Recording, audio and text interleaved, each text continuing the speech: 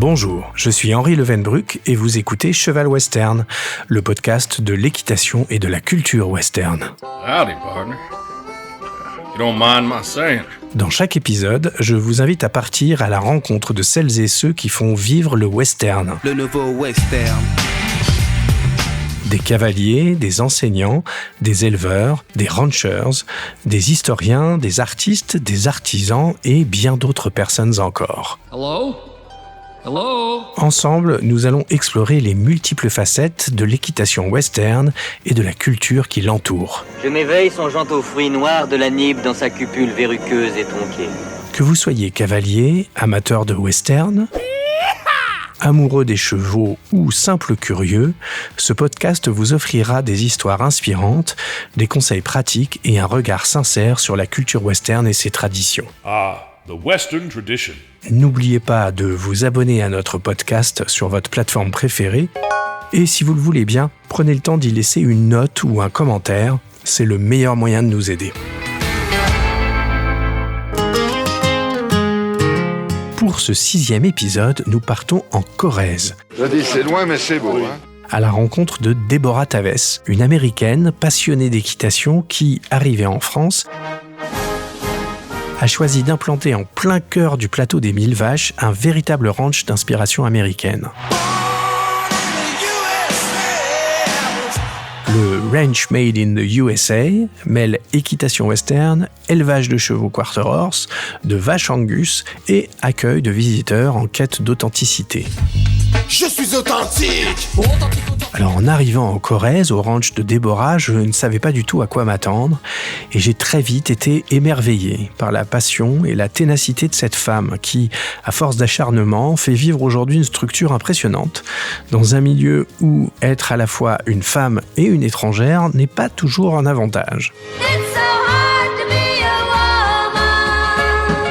Dans cet épisode, elle nous raconte avec simplicité et ferveur son parcours, ses combats et la manière dont elle parvient à faire souffler l'esprit des grands espaces américains sans quitter la France, un pays dont elle a épousé la nationalité avec un amour sincère tant de la terre que des animaux qu'elle y élève.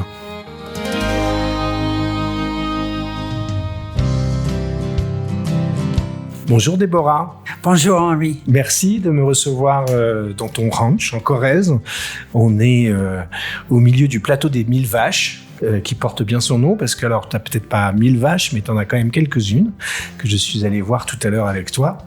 Mais avant qu'on parle de ton ranch et de tes activités, je voudrais qu'on parle un peu de ton parcours. Est-ce que tu te souviens de ta première fois à cheval? Oh oui.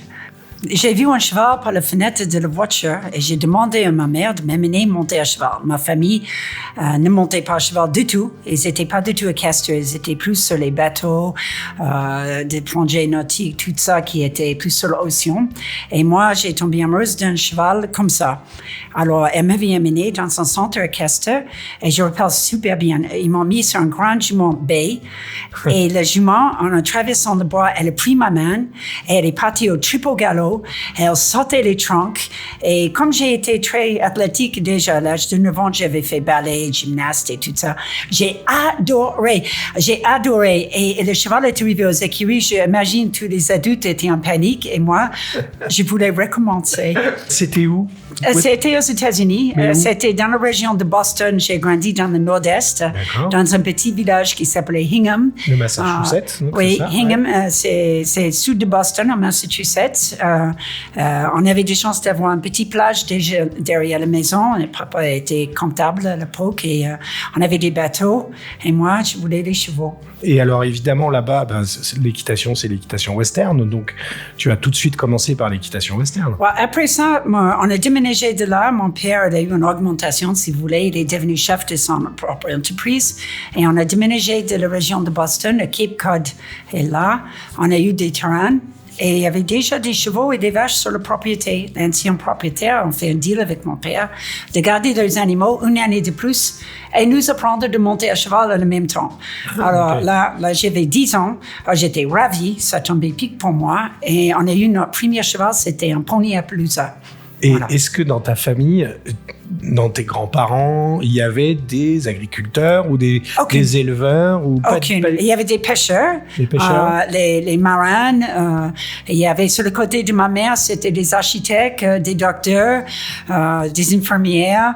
Je suis le seul qui veut absolument les chevaux, les chiennes, les chats et les vaches. Et voilà. Et ben, si je pouvais jouer aussi des chèvres, mais ça fait un autre atelier, alors. Et même j'aime bien les cochons, ils sont mignons. J'aime bien les animaux.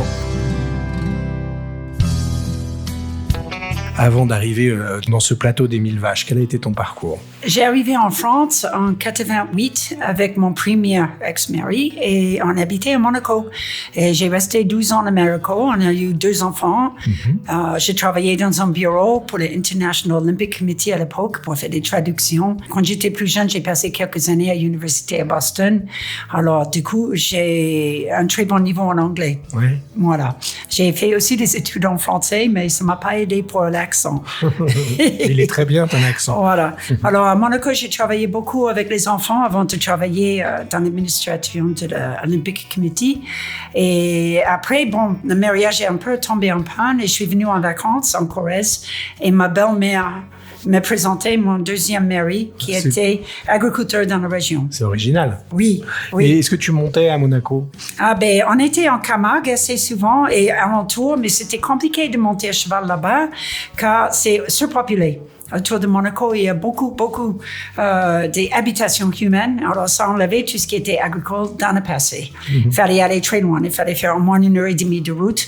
Et on avait trouvé plusieurs centres orchestres qui pratiquaient le western. Et on allait assez souvent, mais c'était très souvent en classique. Et je montais quand même parce que je voulais monter. Et donc, tu viens ici en vacances, ta belle-mère te présente. Ma deuxième mari, oui. te présente ton deuxième, c'est original quand même.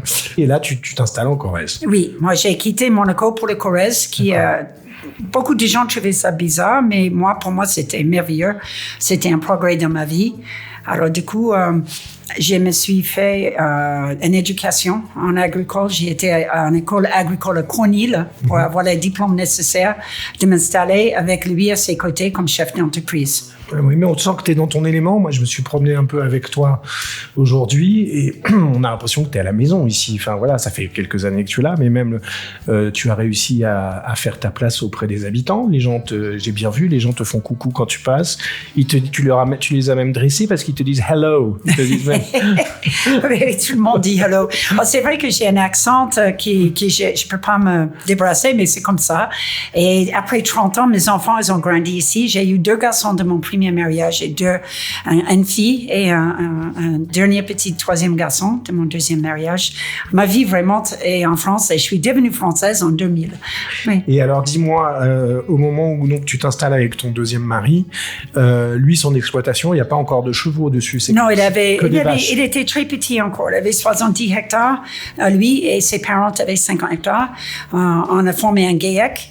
J'ai acheté les parts de ses parents et on avait continué d'augmenter. Quand j'ai fait l'école, déjà en 96, il avait 70 plus de 50. Et après, en 2000, quand j'étais à l'école, on avait déjà 200 hectares. À force de parler avec les gens et que j'avais besoin de terrain pour m'installer. C'est vrai que c'était, pour moi, facile de travailler les vaches car c'est des grandes herbivores.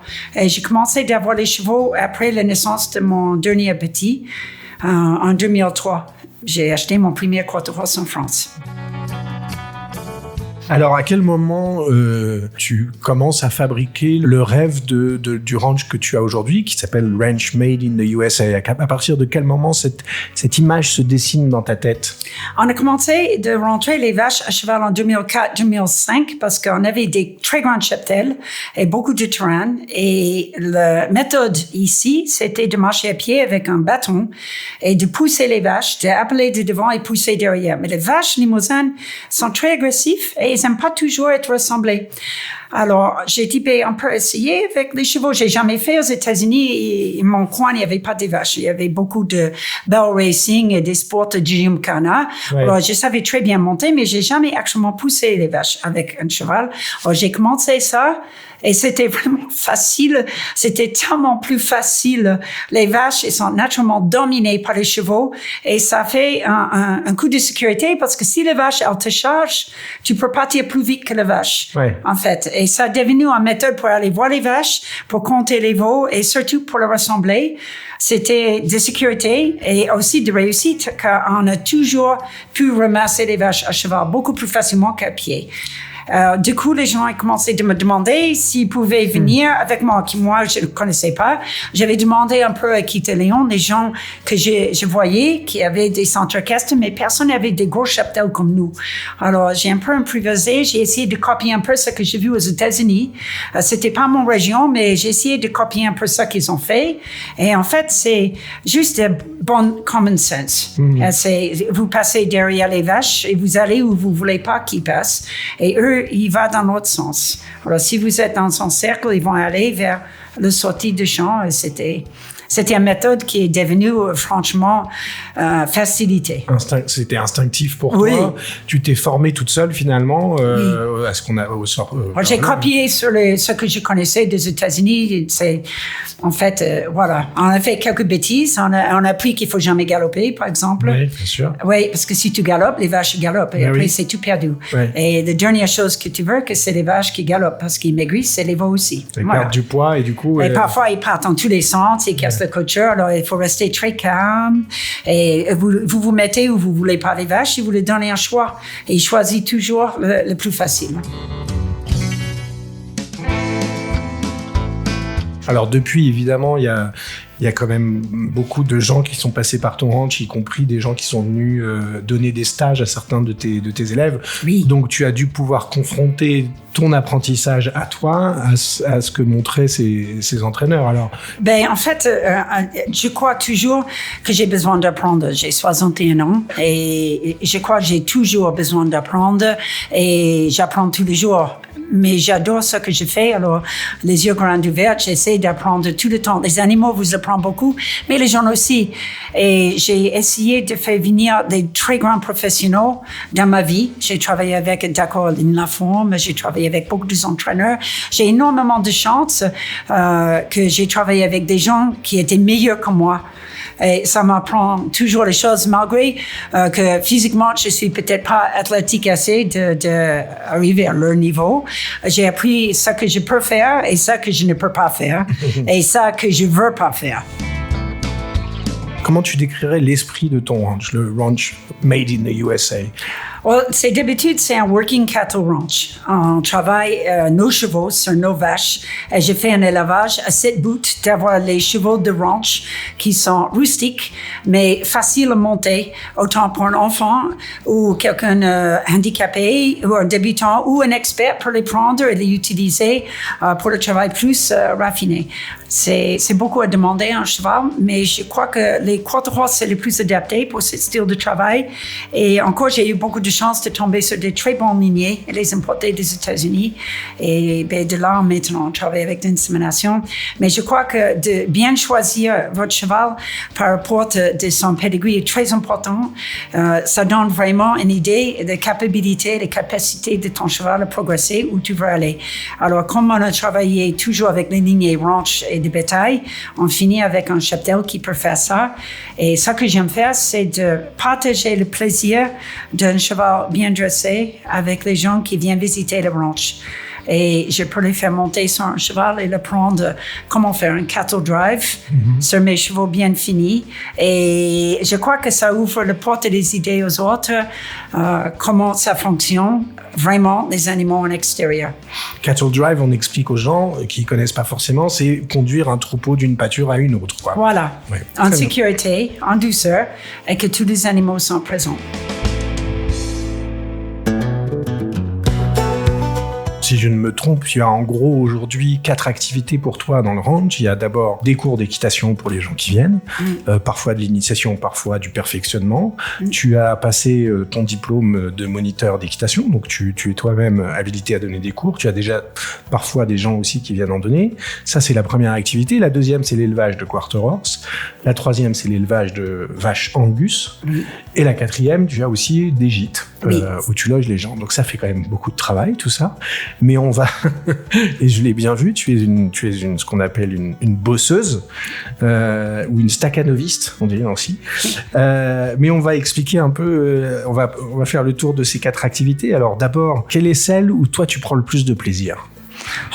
Les naissances, les poulinages et les vélages. Les poulinages, les bébés poulains qui se jettent dans les bras, c'est un moment magique. On attend le 11 mois et demi qu'il faut.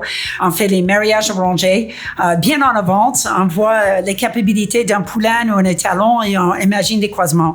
Alors, c'est magique. Quand les poulains sont nés, on est obligé de les travailler tout de suite pour qu'ils aient une envie de venir vers l'être humain. Il faut qu'on ouvre cette porte.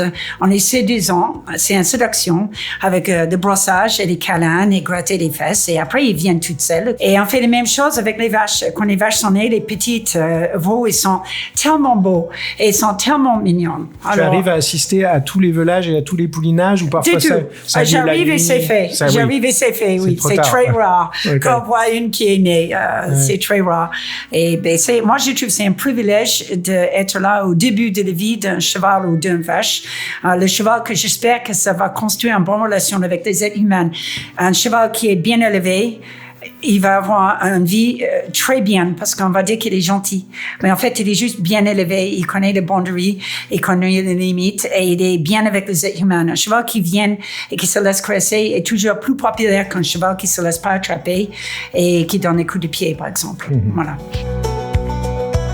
Alors, pourquoi est-ce que tu as choisi les Angus comme race pour tes vaches? J'ai été dans la Limousin longtemps, presque 30 ans, et il faut dire qu'elles sont quand même agressives et difficiles d'engraisser. D'un niveau purement fiscal, la marge est beaucoup réduite. Dans la Limousin, il faut avoir plus et plus de bêtes en quantité pour sortir un salaire correct. Il y a quand même un niveau fiscal à respecter. Et les Angus, si vous voulez, c'est pas agressif. C'est plus cher pour acheter au début, mais après, les viandes, ils vont plus cher aussi. Et c'est plus facile de travailler. C'est des vaches vraiment dociles, non agressives et qui s'engraissent avec rien. Alors, on n'a pas besoin de faire de maïs, on n'a pas besoin d'acheter de soja, on n'a pas besoin de les engraisser avec des aliments plutôt artificiels pour un bovin.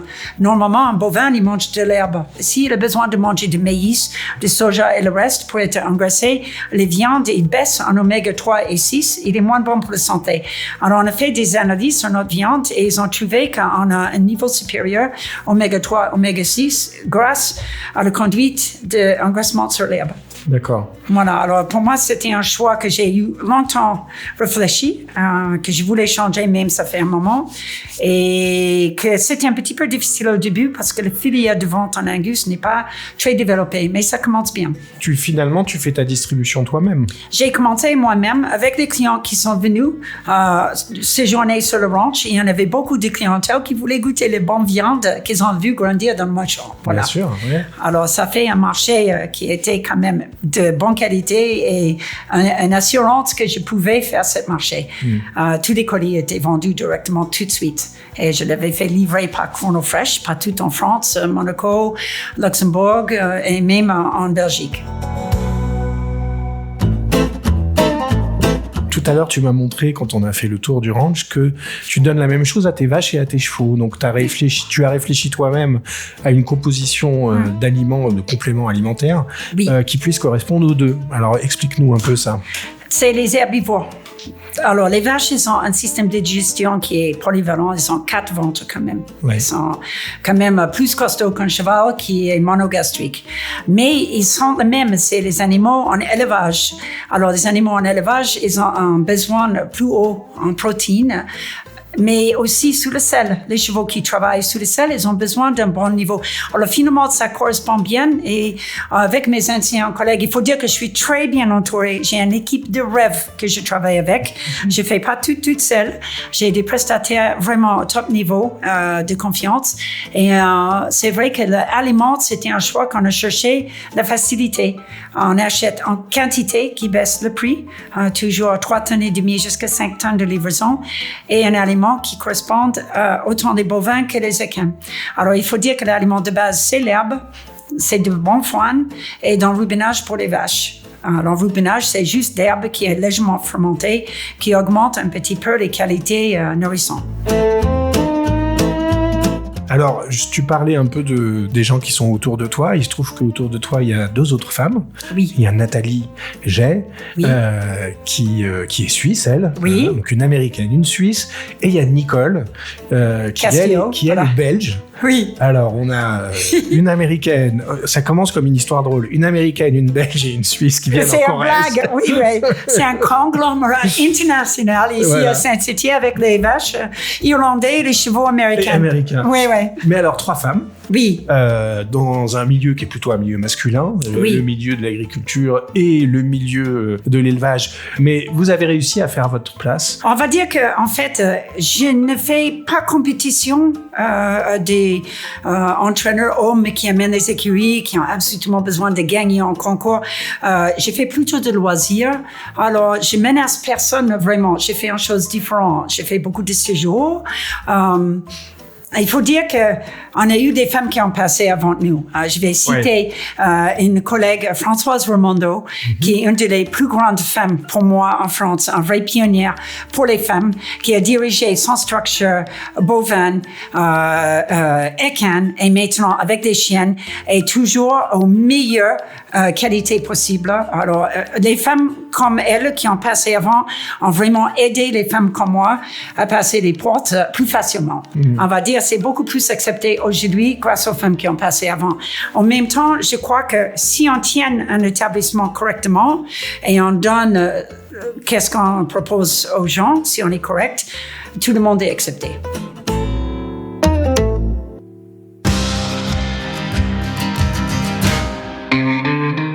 Mais tu as l'air de faire ça avec beaucoup de plaisir. On a l'impression, tu me confiais tout à l'heure même que quand tu pars en vacances, au bout d'un moment, ça te manque le ranch. I love my job.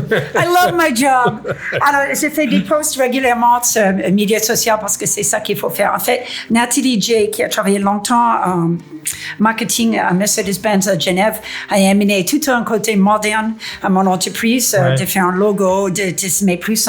Elle m'encourage toujours de faire plus de vidéos et tout ça. De communication, quoi. Alors, j'ai fait beaucoup de photos des chevaux que je monte avec le vista que je vois que c'est magnifique ici. Et je marque I love my job. Et c'est vrai, I love my job. I love my job. Et bon, c'est vrai que c'est un challenge. Il y a des bonnes journées et des mauvais, mais on ne peut pas apprécier les bons moments si on n'a pas les moments bas. Il faut qu'il y ait haut et bas. Tu as ton propre élevage de quarter horse, qui te permet de vendre des chevaux. Il y a un autre éleveur qui met certains de ses chevaux en pension chez toi, mais parle-nous de ton élevage. Alors, moi, je suis plus sur les quarter horse lignée bétail et je commence à mélanger la lignée reining sur les chevaux bétail pour suivre le marché. En fait, il faut regarder qu'est-ce qui est demandé par les clients, qu'est-ce que se vend, qu'est-ce que les gens veulent. À ce moment, en bétail, il y a beaucoup de gens qui aiment le working cow, que c'est une épreuve qui combine un petit peu les épreuves de reining avec les épreuves de bétail. Alors, les chevaux un petit peu plus grands avec des cow sense qui peuvent exciter un pattern de reining et après trier la vache. Ça, c'est très intéressant. Aussi, on a les choses que les clientèles les grandit. Alors, ça fait 20 ans, les gens ils étaient un petit peu légers. Maintenant, les cavaliers moyennes en ont mis entre 90 et 100 kilos. Il faut les chevaux qui peuvent les porter confortablement et que l'homme il est content. Il veut pas monter un pony quand même. Alors, ça change un petit peu notre but d'élevage, mais c'est vrai qu'on essaie d'amener toujours les plus grandes lignées. À ce moment, en bétail, on est sur une lignée hashtag.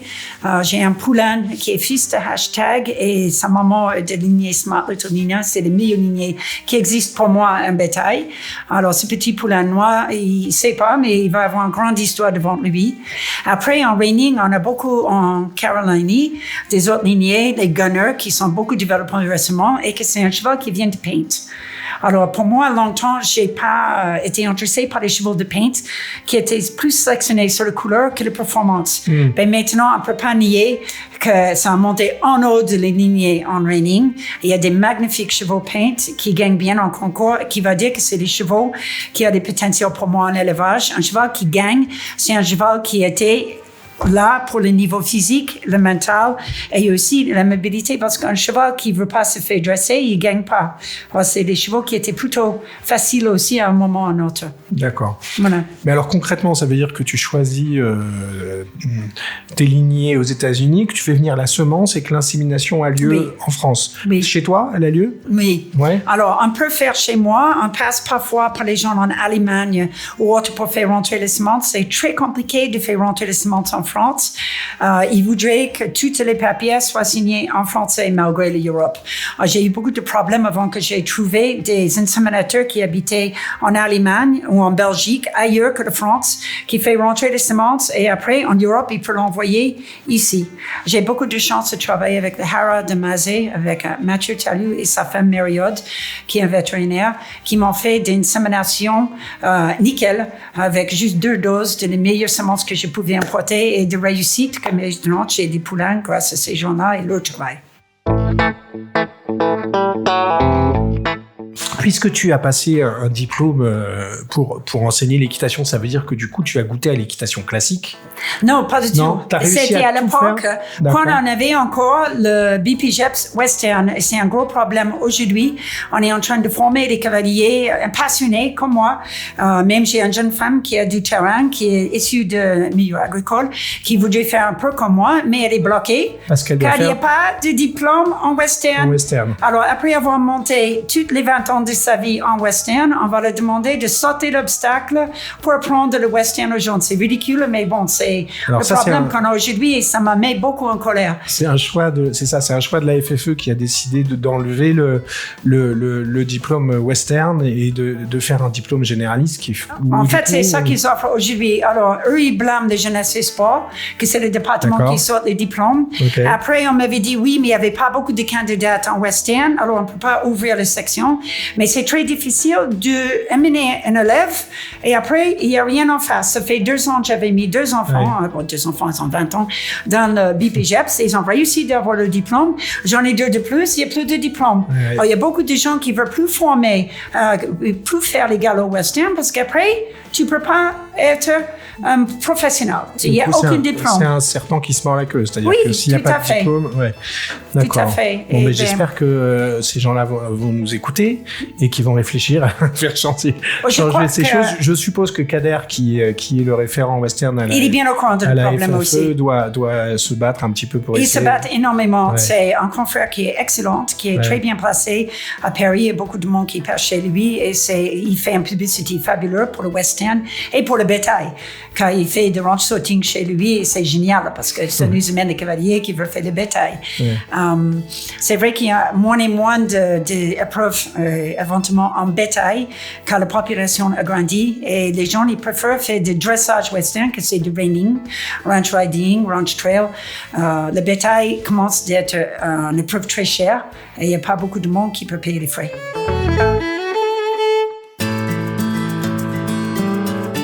Alors, en plus de Nathalie et Nicole qui t'aident sur le ranch, il y a aussi une 3e personne. Cette fois-ci, c'est un homme qui s'appelle Romuald. Je ne l'ai pas rencontré parce qu'il est en congé.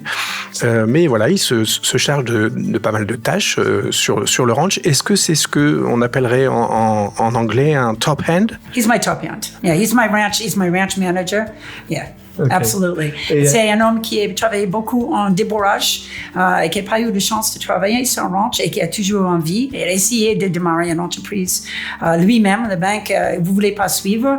Et j'ai eu beaucoup de chance parce qu'il m'a contacté et il voulait venir ici. Alors, quand on est responsable sur mon site, il faut être capable de surveiller tous les animaux, les clôtures et surtout de faire gaffe d'être prévoyante. Parce qu'on peut aller dans son champ et on voit qu'il y a un branche qui est tombé. D'accord?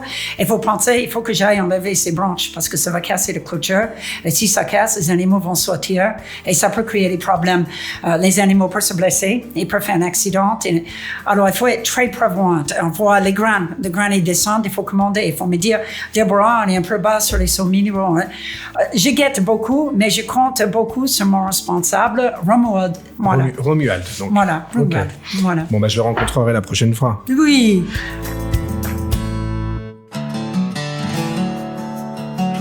Est-ce que les agriculteurs autour sont venus te voir? Ils se sont dit, tiens, mais qu'est-ce que vous faites avec vos chevaux?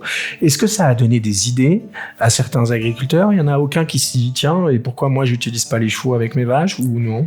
En fait, c'est beaucoup de cavaliers qui veulent faire ça. J'ai eu 2 garçons qui sont venus me voir l'autre côté de la souterraine, qui m'ont acheté 2 chevaux pour ramasser leurs vaches, mais ils habitent très loin. En fait, ici, localement, il y a personne qui le fait sauf moi, mais je crois qu'ils ont toujours apprécié que je le fais pour l'efficacité. En fait, on ne le fait pas pour le gloire de cowboy, on le fait pour rentrer les vaches. C'est tout. Ça commençait comme ça. On n'arrivait pas de bien rentrer nos cheptels et avec les chevaux, on arrive toujours.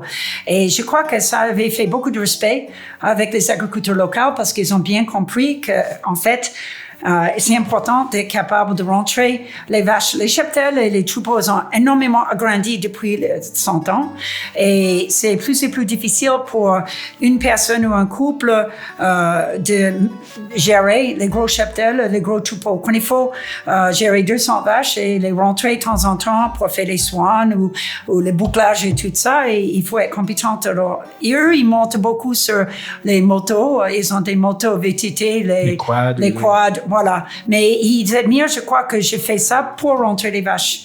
En plus, ils ont grandi avec mes enfants. Il y a beaucoup de l'âge de mon enfant. Alors, je connais beaucoup de monde depuis 30 ans. J'aime beaucoup tous ces gens. C'est un peu les gosses pour moi. Je les connais depuis qu'ils sont tout petits. Voilà. Alors aujourd'hui, tu as quand même un ranch qui fait 160 hectares. Oui. C'est une très grosse surface et beaucoup de travail quotidien. Mais qu'est-ce que tu veux encore développer? Je sais que tu as déjà un manège, mais que tu as un peu l'intention de construire un second manège, c'est ça? Oui. Comment est-ce que tu vois le ranch dans 10 ans? Je voudrais avoir un manège couvert de grande taille pour avoir plus d'accessibilité pendant le mauvais temps pour les cavaliers. Parce qu'il y a beaucoup de gens qui viennent ici avec leur cheval.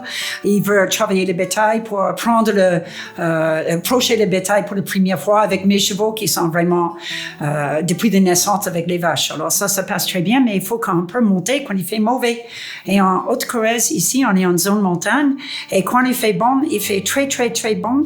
Mais quand il fait mauvais, c'est affreux.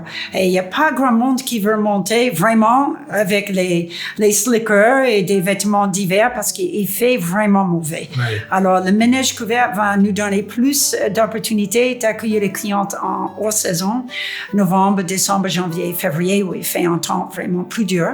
Et aussi pour travailler nos chevaux à l'intérieur en confort. Alors, je vois peut-être un autre gîte ajouté de la structure et surtout de... Là, pour l'instant, tu as 2 gîtes, il y en a, et tu en as un troisième qui est en cours de fabrication. Dans cette grande vieille maison de 1600, il y a assez de place pour mettre un troisième gîte. Et je vois ça met les clientes bien. Quand ils viennent me voir, ils ont un logement bien chauffé avec tout. Je confirme. Tout confort, oui. Je confirme. Oui, parce que je crois que le cowboy, c'est bien la journée, mais quand on rentre, on veut bien prendre un douche chaud et se mettre devant le feu avec un petit verre ou un bière froid. Voilà. Absolument.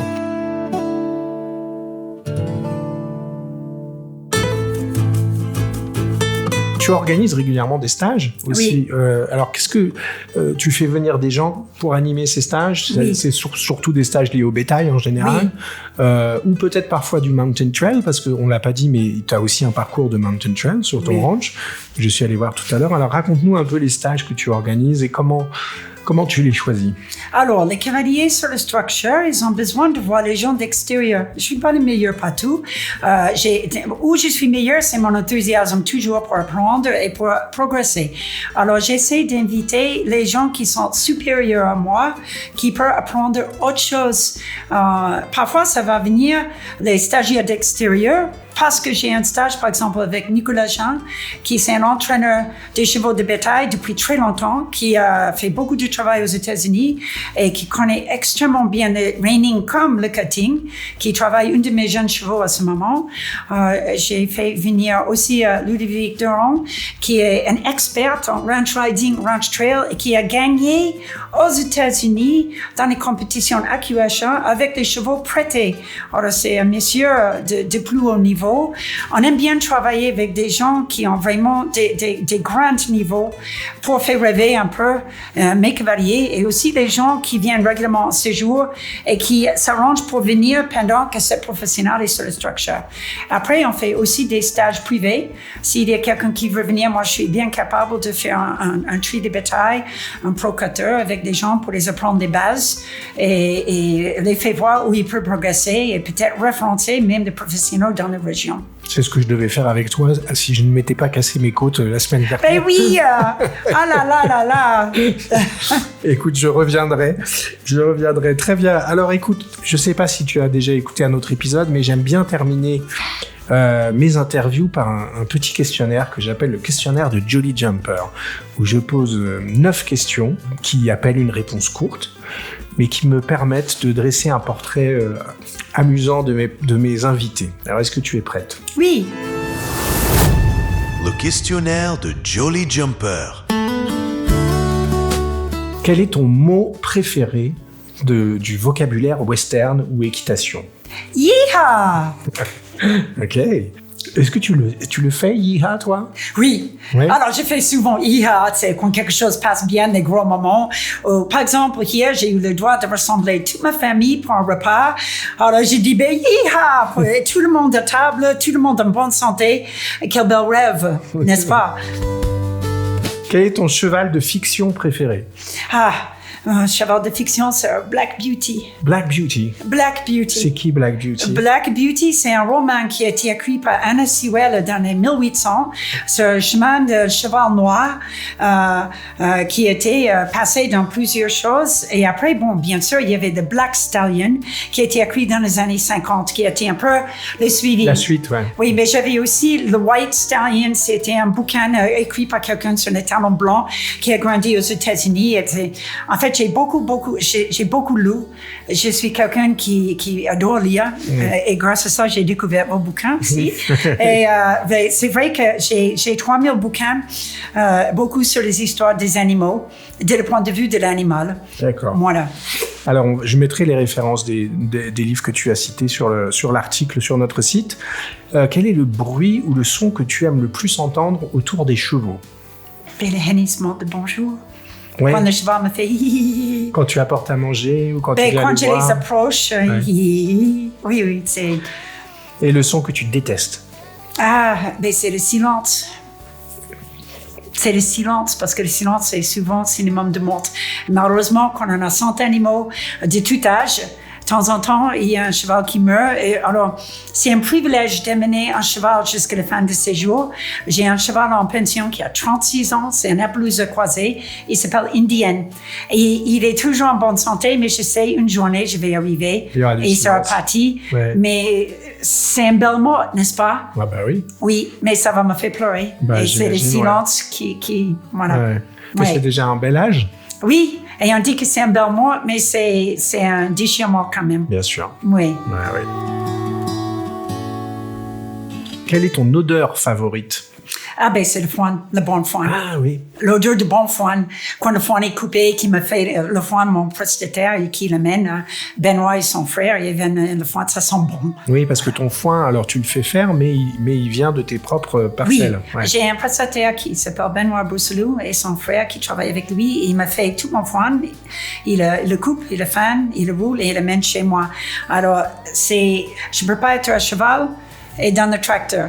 Alors, quand j'ai fait mon deuxième divorce, j'ai fait le choix de prendre un prestataire en lieu d'investir.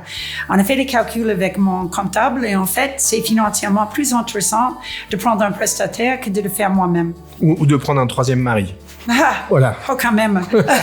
Ah, ben là, il faut qu'il soit courageux. Quel est le cowboy ou la cowgirl que tu admires le plus? Annie Oakley, c'était une femme qui a grandi dans le Wild West et qui a fait son carrière en train de tirer sur les cibles parce qu'elle était bonne. Et elle avait dit une chose que quand elle a tiré, on a dit c'était trick shooting. Et quand les garçons les tiraient, ils disaient juste c'était target shooting. Elle a dit, elle détestait ça. Elle était meilleure que beaucoup des hommes à son époque et elle a fait une carrière en utilisant une chose où elle était douée pour faire son chemin dans le monde d'hommes. Voilà. Une sœur de Calamity Jane, quoi. Et Calamity Jane, et c'est toutes ces femmes qui ont fait quand même beaucoup pour nous, les femmes qui ont suivi derrière. Ben, Bien oui. sûr. Si tu étais un cheval, tu serais de quelle race et de quelle robe? Ah, ben je serais sans doute un quarter horse parce que j'aime ça. Et je serais peut-être noir parce que j'ai toujours aimé les chevaux noirs, les couleurs foncées. Black Beauty. Mais ça que je serais, c'est un cheval quand même de ranch. De Ça, ranch. c'est sûr. Oh oui. Ouais. Ah oui. Tu courrais derrière les vaches. Oh oui.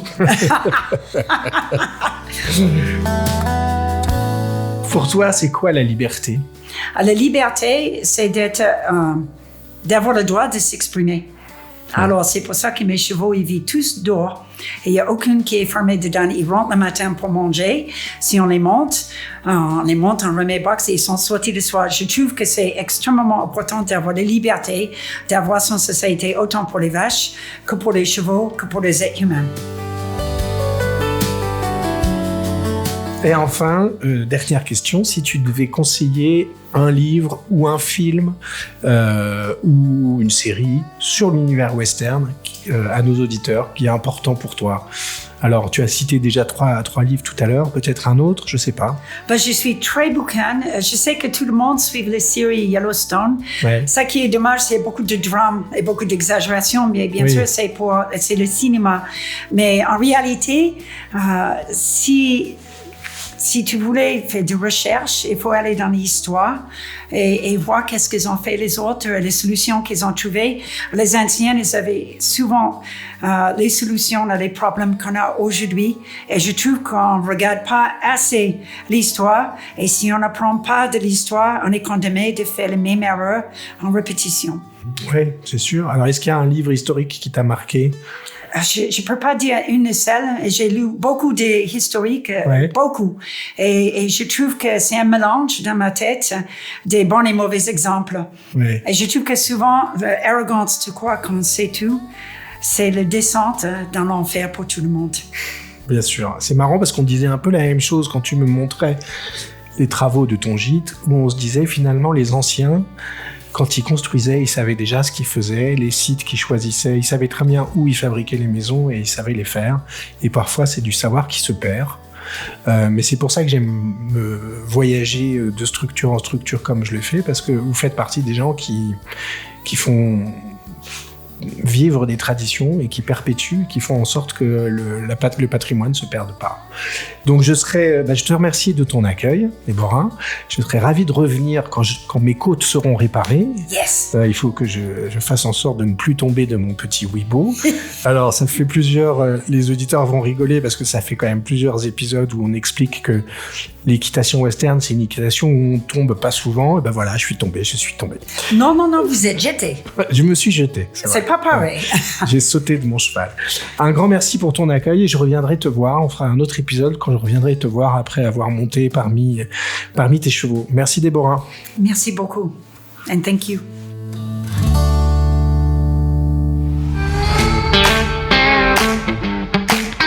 Voilà, nous arrivons au terme de cet épisode. Merci de l'avoir écouté jusqu'au bout, j'espère qu'il vous a plu et qu'il vous donnera envie de découvrir mes prochains invités.